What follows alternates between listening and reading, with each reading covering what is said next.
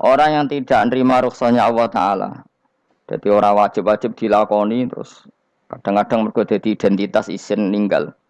Kalau wong biasa puasa Senin Kamis saking terkenal puasa Senin Kamis sampai muka napa isin. Iku dosane kok Gunung Arafah. Wis hadis iki apa lho, wis ra puasa Senin Kamis.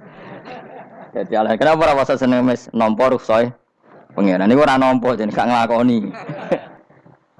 Karena mengkono iku ali ngatasi mamlat ismi yang disa apa mislu jibali Arafah iku koyok Gunung Arafah. Jadi pangeran itu ya aneh, aneh sing apik tapi. Jadi misalnya ana wong maca Quran kok yakin ra di sepuro itu dianggap ngenyek Quran. Wong wukuf ning Arafah kok nyangka dosane ra di sepuro itu dianggap ngenyek pangeran. Mulane ana wong wali iku mergo ndablek. Dene wong ndablek ra wali iku goblok-gobloke wong. Jadi ya dadi ke daftar wali lewat jalur napa? Ndablek. Tapi potongane ya tetep ra wali, manjane serabakan. Dadi wali niku gampang. Dene kok ora dadi wali wis bejane wong. Engko tak terangno carane dadi wali sing gampang-gampang ae. Nak kok bar Ramadan tak deloke wis masuk ta urung. Nah ora tak sidangno kok. Ya dadi kan ora dadi wali usul ning pengadilan kudu dimenangno no. Rawahu ngene hati sapa Imam Ahmad. Wasiratu te syarat iku dumatun. Wasiratu tawi siratal mustaqim dulmatun peteng. Wasiratu te dalan lagu maring sirat wal yaqinu yakin. Wa te kang yakin tahqiqu tasdiki ku benerno barang sing tahqiqu tasdiki. Iku tahqiq dalam benerno. Maksudnya kamu punya otoritas pemikiran yang akurat. Kanggo benerno bil ghaibi lan barang ghaib. Niki sing dadi ibadah kula nganti ketemu pangerane. Tahqiqu tasdiki iku duwe akurasi benerno. Bil ghaibi lan barang ghaib. Carane bi izalati kulli ghaibin kelawan ngilangno saben-saben sing dadekno kemamangan. Bi izalati kulli ghaibin kelawan ngilangno saben-saben barang sing dadekno kemamangan. Pun kula baleni nggih saking awal wal maqalatur rabi'ah kula terangno ya.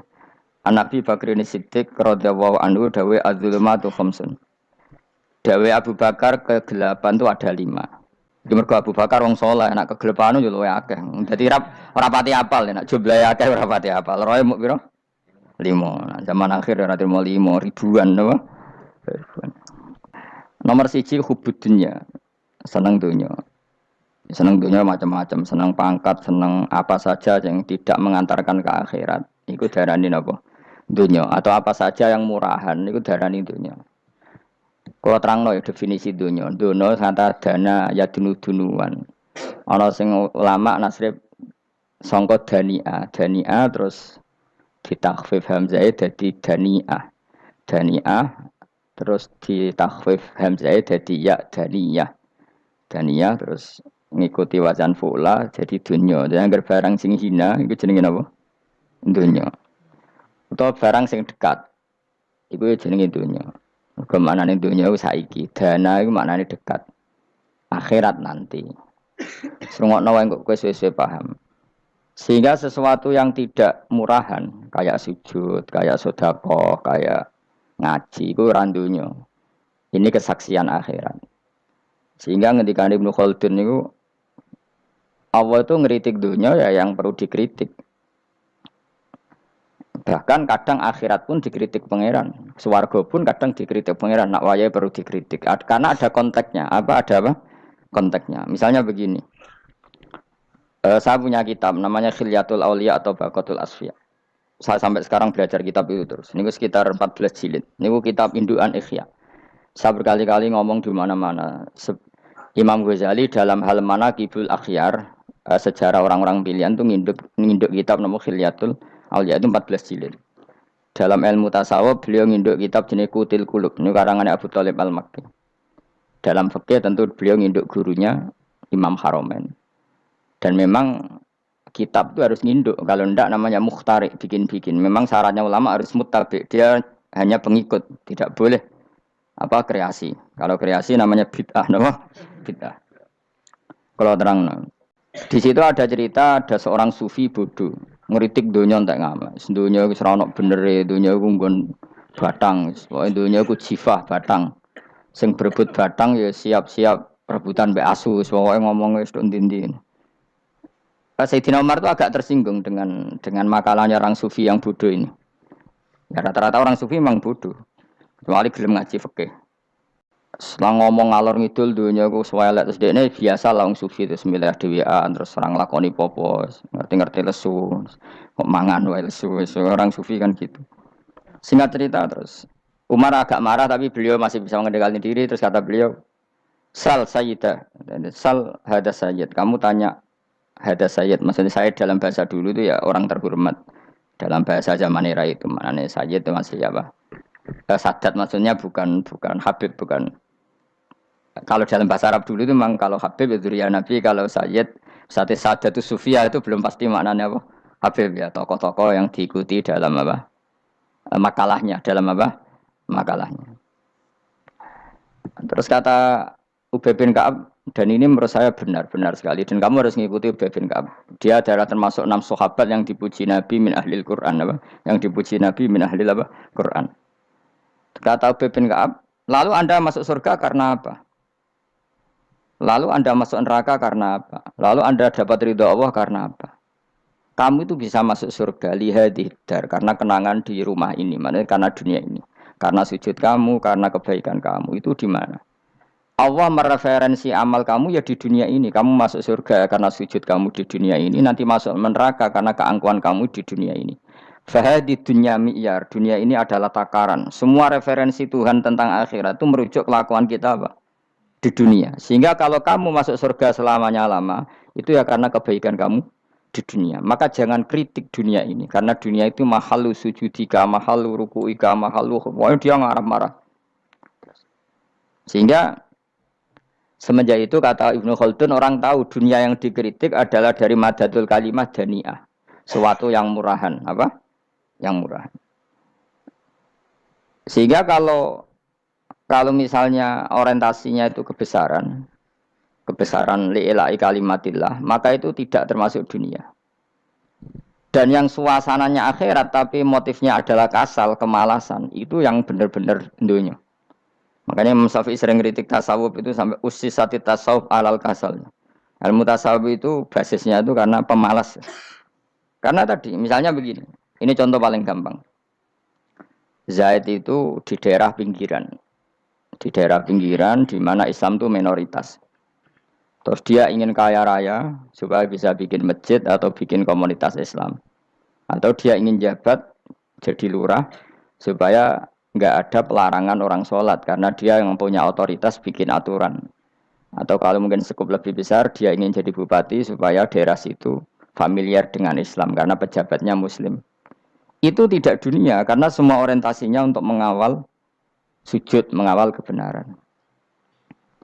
Tapi kalau kamu di daerah pinggiran, kemudian milih dhewean, kabeh kersane pangeran, sithik-sithik kersane pangeran, terus kamu meninggalkan aktivitas dakwah.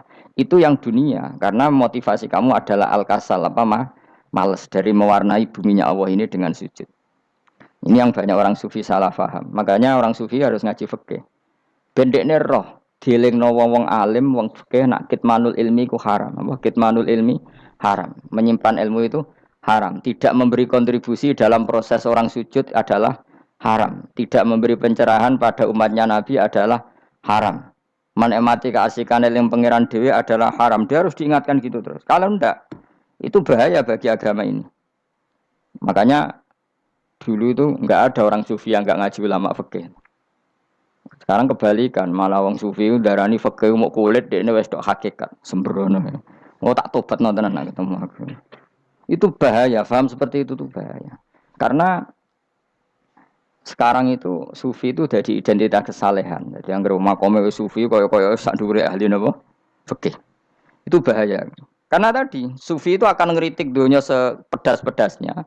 Kemudian ujung-ujungnya meninggalkan dunia, kemudian happy-happy asik pangeran dhewean dan membiarkan umatnya Nabi ini berserakan kemana-mana, tidak terlibat sama sekali, tidak memberi kontribusi sama sekali. Cara bahasa gampangannya orang gelem amar ma'ruf, gak gelem nahi mungkar. Tapi bahasa amar ma'ruf nahi mungkar kan saiki dadi gerakan ekstrim. Makanya ora tak bahasa amar tidak peduli, tidak mulang. Mergo saiki bahasa saiki repot terus. Sing dimaksud dunya ketika dikritik pangeran iku dunya sing sangka kata dani'ah, sesuatu sing murahan, sing enteng, sing nafsu. Iku jenenge napa? Dunya napa? dunia. Tapi ketika sesuatu itu baik dan mengarah kepada Allah, iki jenenge dunia iki masru'atul akhirah. Maka dunia itu di dua status napa? Siji masru'atul akhirah. Dan ini status yang harus kita pakai. Makanya kata Imam Ghazali itu kowe nak randi duwe sak penat-penate urip terus merasa enggak punya kenikmatan. Datang saja ke kuburan dan yakinlah semua yang sedang mati keinginannya hanya satu, ingin kembali di dunia dan memperbaiki amal-amalnya. Berarti dunia adalah segala-galanya bagi orang yang sudah mati. Ya, orang yang sudah mati itu cita-citanya satu. La'alli arji, semoga kita kembali ke dunia. Untuk apa? Untuk membenahi semua kesalahan yang pernah dilakukan zaman yang dunia. Terus kamu ingat, fa'ana fid dunya. Ya Allah, alhamdulillah sekarang masih saya di dunia. Artinya saya punya satu kesempatan yang diinginkan semua orang yang sudah mati di seluruh dunia. Lalu malah wali anu urip malah kepengen nang mati. Saking kakean kasus napa? Kakean apa? Kakean kasus. Makanya di sini sirinya para rasul, para nabi itu sering donga Allahumma tawil umrona, sehingga banyak orang soleh mendoa supaya panjang apa? Umur. Itu karena pas itu yang hadir adalah dunia dengan makna masru'atul akhirah. Tapi ada juga wali dan nabi kadang-kadang donga, ya Allah, jika sebaiknya saya mati, mati saja. Itu ketika tergambar dunia yang sudah murahan, yang sudah arogan, yang sudah tidak jelas. Maka dunia ini punya dua status sekaligus. Jika prospek bagi Anda untuk masru'atul akhirah, maka nikmati senikmat-nikmatnya. Tapi jika bagi Anda ini sudah menjadi ladang maksiat apa-apa, maka jadikan dunia ini tempat tobat. Karena akhirat itu enggak ada apa-apanya dibanding dunia. Jadi akhirat itu hanya mereferensi dunia, apa? Mereferensi dunia. Ini penting kula aturno. Kadang-kadang sufi ku menyen goblok ora iso ngaji. Dia nganggep dunia sampai akhirat itu penting akhirat, tapi cara maknaninya salah. Lho kowe nganti ning akhirat mlebu swarga itu karena apa coba? Amal zaman di mana? Di dunia. Berarti penting mana dunia sama akhirat? Penting dunia karena akhirat mau efek, apa? Efek dunia ini yang pokok. Apa dunia ini yang pokok. Kalau Allah kan cara ngendikan tidak seperti itu. Allah cara ngendikan gini loh.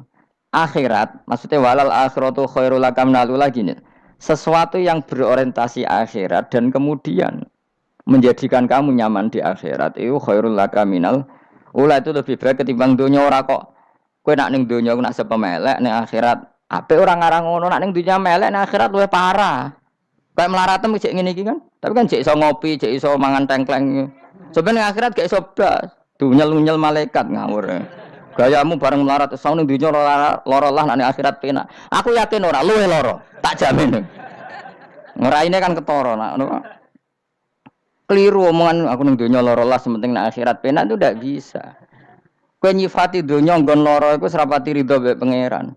Berarti kayak tiga iso ngopi ra syukur, tiga iso mangan ra syukur, anane nyifati dunya lara. Berarti rapati ridho mbek pangeran. Malah dibles-blesno sebenarnya. Pemenang nak pengurus akhiratnya aku tak tekek. Cuma aku loh pengurus ora sebenarnya. Tapi gak ada rencana daftar jadi panitia apa? Akhirat. Tapi kira tak syafaat ya biarno karena ini penting kalau terangno. Makanya Imam Syafi'i masyhur makalah beliau tentang fikih dan tasawuf itu. Nggih saya kutip ya. Dan saya memang saya hafalkan terus makna teman. Faqihan wa sufiyan fakun laisa wahida fa inni wa haqqu wa iyyaka ansahu. Terus kata beliau mensifati orang fikih fa hadza qasin lam yadzuq qalbuhu tuqa. Wa hadza jahulun kaifadul jahli yasluhu, itu masyhur. Di dunia ini identitas di dunia kita, dunia ulama itu hanya dua. Kalau enggak sufi ya faqih. Kamu jangan jadi salah satu. Faqih adalah orang sing qasin, itu qalbuhu qasin, hatinya itu keras, atine atos. Lam jadu qalbuhu tuqas, gak ditakwa blas. Wong faqih ora ditakwa blas, gak diempati blas. Tapi orang sufi itu hada jauh ini malah geblek blas, malah parah meneh. Sing sitok atas atine sitok geblek dari Imam Syafi'i. Kena protes berarti Imam Syafi'i aja protes aku. Kenapa begitu? Misalnya gini orang faqih. Kalau bapak nyontohkan tuh gini. Orang faqih itu punya aturan, misalnya kalau rukuk tidak begini enggak sah, sujud kalau enggak begini enggak sah, sholat kalau tidak begini enggak sah. Oke, aturan itu baik. Tapi punya keangkuhan berpikir, misalnya ada orang desa terbelakang, misalnya di pedalaman Gunung Kidul, Kulon Progo. Ada orang yang ditobatkan orang-orang sufi. Orang sufi itu ya sing rodok goblok-goblok itu, misalnya nobat kan. Enak wae wong fakir melok nobatno tapi tahu-tahu bilang ini salatnya enggak sah, rukuknya enggak sah. Fatihahnya enggak sah. Jare sing sufi, wah semane nobatno ora iso salat apa ora disahno. Si sufi ya goblok pisan. Ketika ngawal si ajudannya tadi salat, enggak dikawal. Sehingga banyak aliran di Jawa salat ala kali Joko ya ono Fatihah mau meneng tok. Sitok sujud tok. Jadi ini sitok atas hati ini, orang gelem bina tapi muni rasa. Sitok goblok, orang tahu nerusno pembinaan. Akhirnya yang mandek ning satu kesalahan dan diwaris ya bergenerasi-generasi. Makanya kata Imam Syafi'i itu sitok goblok, sitok atas hati ini. Jadi kamu jangan jadi salah satu itu. Makanya kamu aman karena kamu ndak sufi ya ndak fakih. Makanya nggak masuk nggak masuk yang dikritik Imam Syafi'i. Kamu sufi ya ndak, fakih ya ndak. Makanya kalau Imam Syafi'i ngeritik itu, tapi alhamdulillah saya ndak dua-duanya. Ya ndak sufi, ndak fakih. Karena orang sufi itu kalau ditelusuri itu memang kesalahannya terlalu banyak. Kecuali dia mau ngaji fikih. Kenapa? Kecuali dia mau ngaji fikih. Kayak tadi misalnya, sampai Imam Syafi'i zaman itu duka yang menghentikan usisat tasawuf alal kasal. Ilmu tasawuf itu dibina. Itu berdasar kemalasan. Loh, saya punya teman sufi banyak. Saya ini kiai loh. Punya teman sufi banyak. Teko ning nggon kula, Gus, donya wis rusak, sementing sakniki wis ngatah-ngatahno istighfar. Memangnya kita bisa diistighfari pangeran di sepuro pangeran ketika kamu orang alim ndak mulang? Memangnya kowe iso di sepuro pangeran ketika kowe sugih ra zakat? Memangnya kowe iso di sepuro pangeran wis kere ra nyapu masjid teko Jumatan, bareng ngrokoke diusep-usep ning pojok masjid bar mulai. Enak wae. Ana keran coplok istibarno. Memangnya kamu bisa jadi orang miskin seperti itu kemudian dimaafkan Allah? Ndak bisa. Kamu harus terlibat dalam proses salat. Wis kere ya urun gawe kran, misale ra ngono ya urun masjid ya nyapu-nyapu, sing sugih urun dhuwit, sing alim urun mulang. Kok enak? Dunya mbok rusak terus kabeh dhewean. Meneng iso ben kedheane neraka ra tak baturi ya ngono. Ndak bisa, sufi seperti itu ndak bisa, tuh kriminal. Malah Imam Syafi'i dalam satu makalah kowe esuk tasawuf, awan wis rondok ngene. Saking ekstrimnya beliau. Nah, kenapa Imam Ghazali muji orang sufi? Kitab-kitab Risalah Kusyarah muji orang sufi itu sufi-sufi sing koyo kowe. Sufi-sufi yang belajar fikih, napa? Sufi-sufi yang masih mau belajar fikih. Kok enak? Jadi sufi itu maknanya sidik-sidik. Zaman wis rusak itu tidak seperti itu. Nak rusak, ya amanat pengiran kon melok dandani. Nah, ketika ra kena didandani sebetulnya enggak masalah, kan ada alternatif. Misalnya gini, ada mobil rusak enggak bisa dipakai. Memangnya mobil hanya itu. Kan ada mobil yang lain itu jenis fakih. Ini enggak, kamu punya pemimpin hanya 2 atau 3 lah biar enggak nyindir. 3 atau 4 lah. Ketika 4 ini orang ini gagal, seakan-akan Indonesia gagal. Memangnya Indonesia hanya punya orang 4 itu, goblok sekali kita berpikir gitu. Segoblok-gobloknya apa? Memangnya Indonesia itu milik siapa? Kenapa kamu menggantungkannya sama 1-2 orang, 3-4 orang? Gampang aja cari alternatif. Terus, tapi kan harus lewat pemilu. Kusil ngenteni pemilu 5 tahun cepat. Mustafa Rohin jokno jadi calon presiden. Nah, kemudian jadi negara tahlil. Karena dek Nabi ya, ngomong ekonomi ya ora iso. Ngomong wisata ya haram, ngomong budaya ya haram. Ngomong badan usaha milik negara ya ora roh dek. Lamun langsung dibagi. Tapi kelirunya kita selalu begitu. Ketika kecewa sama pemimpin, seakan-akan dunia ini tergantung pemimpin itu. Mana ada dunia ini dipasrahkan sama makhluk oleh Allah. Dunia ini milik Allah, enggak pernah dipasrahkan makhluk. Bahkan kiai mati pun enggak ngefek pada agama. Dulu sahabat meninggal agama jalan, wali songo orang-orang pilihan meninggal agama jalan. Karena Allah tidak ridho dunia ini, agama ini, dunia maupun agama dipasrahkan sama seseorang. Allah yang mengurus dunia ini. Apa nak konglomerat mati terus wong melarat kabeh? Tidak kan? Apa nak wong soleh mati terus wong bejat kabeh? Tidak. Allah yang mengurus agama ini, mengurus dunia ini. Saking goblokem, nak ono kecewa mbek makhluk itu. Terus ya Allah, terus seakan-akan dunia ini runtuh. Ono pegatan sakake saiki kira ono sing lanang. Banyak orang pegatan terus bojo luwih apik. Bojone mati sing wedok malah makmur akeh to ora. Makanya pangeran nangnya manusa iku entek-entekan. Allah nate ngendikan gini masalah pegatan. Unik ngendikane pangeran. Ya rondok manekno wong pegatan. Wa iya tafarraqa yughnillahu kullam min saati. Kamu tidak usah takut dalam suami istri itu bercerai. Wa iya tafarraqa jika 2 suami istri bercerai, yughnillahu kullam min saati, bahkan satu-satunya per 1 dari kedua mempelai ini bisa dikasih lebih kaya. Banyak enggak wong pegatan terus akhirnya lebih makmur? Dan kenangannya untung pegadan Mas dhisik aku untuk bojo sing dhisik wis aduh selemu goblok. Enggak sing lanang karena bosen dijudisi ya untung saiki di bojo konak bojoku sing dhisik. Banyak enggak orang pegatan kemudian kenangannya itu baik sama yang sekarang. Dengan yang lalu mau gerutu tok, banyak enggak? Banyak. Dulu kita punya pemimpin yang cakap, yang otoriter. Zaman itu pun di demo. Coba kita ini kan mulai dulu anggere pemimpin di demo kok cek urip pantes di demo kan es mati digo kelangenan. Kelakuan kok ngono. Mulai dhisik nganti saiki. Kiai juga gitu, zaman urip dikerwiti. Kok bareng mati kiai penggantinya dikritik ora koyok kiai dhisik. Iku ora ya coba 66 Pak Karno dikritik, orde baru diurus gitu tuh. Nabi yang ngono mangsamu mau presiden tok. Nabi ku kan mukjizat iku ngaji. Jadi mukjizatnya Nabi ku ngaji. Jare masyarakat kon mukjizat ora keren blas. Mukjizat iku kudu nganggo tongkat. Dadi seru napa? Dianggap Nabi Harry Potter. Jadi Nabi ku mukjizat kok mulang. Mulang iku mengatur logika supaya mapan nikmati Allah dan Rasul. Itu mulang. Mereka agak seneng. Mat. Caraku nabi-nabi dhisik ku ditongkat apa Mat. Dadi seru apa? Seru main seblak pokoke seru lah. Nabi sempat tertarik, ya kepengen ditongkat tahu Nabi tua. Kita ya sangar lah, apa? Jadi Nabi ngalor ngidul gak apa? Tongkat ngono sing nglawan, blus terus kecemplung segoro. Kan ya seru lah, misalnya ono wong Yogya macam-macam tutuk terus likuifaksi do tenggelam kan seru lah, apa? Nah, jawabe pangeran lucu. Dia matke jok tongkat, gampang nah masalah tongkat. Sekarang ngetokno wit kan gampang tongkat. Memang samu tongkatnya Nabi Musa terus digawe dikai mori terus dikai minyak ya ora dijupukno wit diketokno mangsamu. Wong sing hebat ku sing nyekel dol ora. Ya jajal tongkate Musa tak kena kowe. Iki ora ana pengaruhe. Wong saiki nggone Turki digo tontonan ora piye-piye. Lah nek mbate jek aktif Pak Turki nantang Israel duel. Lah wong di tongkate Nabi Musa kok digertak Israel rawani. Lah nek tongkate iku tenan nak oh sing sakti sing nyekel dul ora kok perkara tongkate. Nah cara wae dhisik sono HP Nabi Musa, HP Nabi Musa ya luar biasa cara itu. Akhirnya Nabi Muhammad itu sempat kepengin jawab pangeran unik. Awalam yakfuru bima utiya Musa min qabl. Matke kok gak eling apa zaman Musa nggo tongkat wong terus do iman. Awalam yakfuru bima utiya Musa min qabl qalu sikhroni tadzahara wa qalu inna bikullin kafirun. Apa zaman Nabi Musa itu terus wong do iman? Ya tetep komentar dari tukang sihir. Padha wae, Mas. Nggo mukjizat ora padha wae. Wong nak trai berdua ya tetep berdua. Zaman Pak Karno sing tukang ngeluh ya ngeluh, zaman Pak Harto tukang ngeluh ya ngeluh, zaman Mega sing tukang ngeluh sampai saiki sing tukang ngeluh ya wis kegiatan.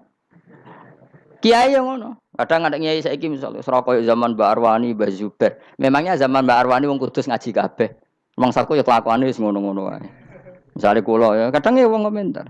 Gus Bae ora kaya zaman Bandur Salim. Lah aku wis dididik bapak, zaman Bandur Salim apa wong ya ngono. Engko bapak zaman Bandur Sam apa ngono sampai zaman Mbak Sunan Bonang misal. Ayo jajal. Masa wong Yogya misal. Saiki ora kaya zaman Bali Maksum Mbah Munawir. Memangnya zaman iku wong ngaji kabeh. Ya ndak juga kan sak rohku kiai nak ngaji sing ngaji ya wong ngono-ngono iku pancet wong iku. Itu pengalaman. Mulane ketika Nabi Muhammad kemudian mujizat Nabi Musa jawab pangeran awalam yakfuru bima utiya Musa min qabl. Apa zaman Musa terus do iman mat. Padha wae engko masuk go tongkat ngalor ngidul ya. Biasa wae mat. Gak usah mujizat-mujizatan mulang wis ngaten. Lho kula lho mau tawani pangeran mujizat kok tongkat Musa. Kula mboten purun. Ya perkarane kok malah lucu. Nabi ngalor ngidul go tongkat. Nabi Musa itu tongkate biasa kan sing kodang ku wonge. Lah saiki ejek ning Turki. Nek kata tenan jek top Israel tuntas ya. Suwabet terus likuifaksi tutup suwabet meneh dadi negara bebas wong Israel. Terus Rajab Tayyip manggon kono. Iku aneh-aneh wae. Makanya penting yang dikatakan mukjizat yo ngaji. Ngaji itu bisa membentuk yakin. Yakin itu bisa membentuk tahqiq. Nah caranya yakin gimana tak warai kan ben dadi wali. Wali sing jalur ilmu, jalur melarat wis kowe luwih iso lah. Wali ku jalur akeh. Alim ya iso dadi wali, zuhud dadi wali, melarat ya iso dadi wali. Syaratnya ridho ora kepengin sugih. Ya syaratnya melarat dadi wali ridho ora terbersit kepengin sugih ya ora tau muni lho umpama aku duwe dhuwit ora dadi wali. Muni umpama tok wis ora dadi wali. Jadi fa inna lau taftahu amala seton karena mengatakan umpama itu wis buka pintu setan. Jalur apa ke? Nah alim syaratnya apal Quran, apal ribuan hadis. Ayo nak zuhud syaratnya radhi HP, rawi anan. Nak fakir ra oleh diangen-angen. Ayo milih di apa rasa jadi wali? Gak usah ya. Kalau terang, ini penting. Kenapa saya sering kritik orang sufi? Karena sufi sekarang itu beda dengan sufi dulu. Di Jawa Timur itu keluarnya para kiai ya gitu. Kalau ada orang ikut torekoh tertentu, terus gak gelem ngaji takrib. Akhirnya linge pangeran suwengi tapi sesucine keliru. Masalah didik anak bojo keliru. Karena ya mau sementing la ilaha illallah terus maca la ilaha illallah terus itu gimana? Kalau kita iman sama Allah, ternyata iman dengan aturan-aturan Allah. Misalnya kita seneng cawe wedok, terus mbok sebut jenenge tok, kono njuk wedak ra mbok kei, njuk mangan ra mbok kei. Terus kamu tidak mempelajari sing disenengi pacaran ku apa? Senang Allah itu maknanya senang ketentuannya Allah. Allah yang murka itu apa? Kalau kita zina, kalau kita maling, ketika korupsi. Allah yang suka apa? Kalau kita sujud.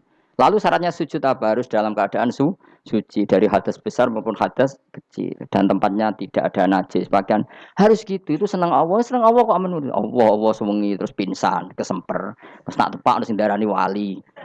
Nak darani wali ono salam template. Wah apa-apaanan. Nanti cara bapak kula saking kerase. Lah wong darani wali ada melete keren aku jadi. Tak top aku jadi. Lah kok saged, Pak. Paling zaman akhir darani wali dadi gula wong salah templek ngekeki dhuwit. Tapi nak wong alim darani wali sing dadi pinter akeh.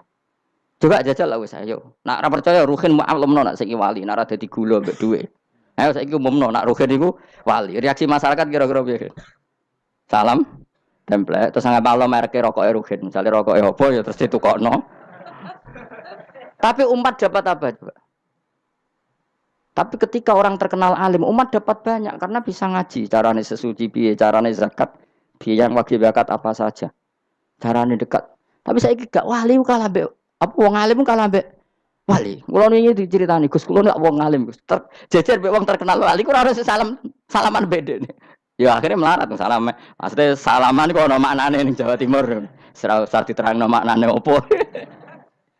Wah kere, wah kowe padha wae wong alim kok kasut to. Dekne kok kasute perkara hasile iku. Iku ya sarap pisan padha wae. Sing kanca kula niku. Tapi sebenarnya kita harus jadi pelajaran. Kalau ingat Allah itu ingat aturan-aturannya Allah. Terus keling Allah suwengi terus piye? Allah bikin aturan. Kamu suwengi ning masjid itu ketentuan fikihnya kayak apa? Kalau istri kamu sakit, anak kamu sakit, kamu wajib ngurmat anak bojo dan itu juga perintah Allah.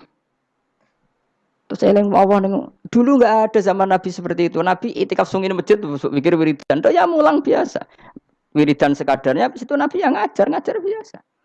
Siapa yang tanya tentang haid, siapa yang tanya tentang ghanimah, siapa yang tanya. Jadi yas'alunaka anil anfal. Ketika mereka iskal, lalu ghanimah cara bagi gimana ya Rasulullah? Dibagi wa'lamu annama ghanimtum min syai'in fa lillahi khumusahu wa lirrasul 1/5. Ada yang tanya lagi, was'alunaka anil makhid.